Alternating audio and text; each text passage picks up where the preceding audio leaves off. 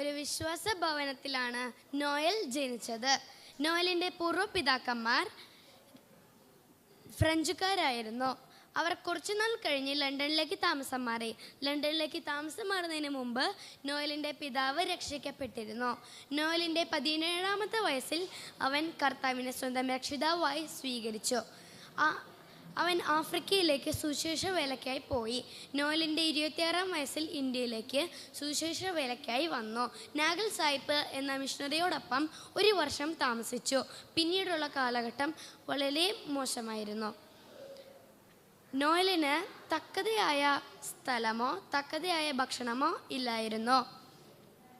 പിന്നീടുള്ള കാലഘട്ടം അവൻ കുറേയും സഭകൾ സ്ഥാപിച്ചു. വിശ്രമിക്കാതെ പണിയെടുത്ത നോയലിന് ഹൃദയരോഗം വർദ്ധിച്ചു. എല്ലാ സഭകളും അദ്ദേഹത്തിന് വേണ്ടി പ്രാർത്ഥിച്ച് സൗഖ്യം ലഭിച്ചു. അവൻ വിശ്വാസിയാണെങ്കിലും അവിശ്വാസിയാണെങ്കിലും പണം കൊടുത്ത് സഹായിക്കാൻ മനസ്സുള്ളവനായിരുന്നു നോയൽ. കയ്യിൽ വളരെ പണം ലഭിച്ചിട്ടും ഒരു പണവും തൻ്റെ സുഖത്തിനായി ഉപയോഗിച്ചില്ല.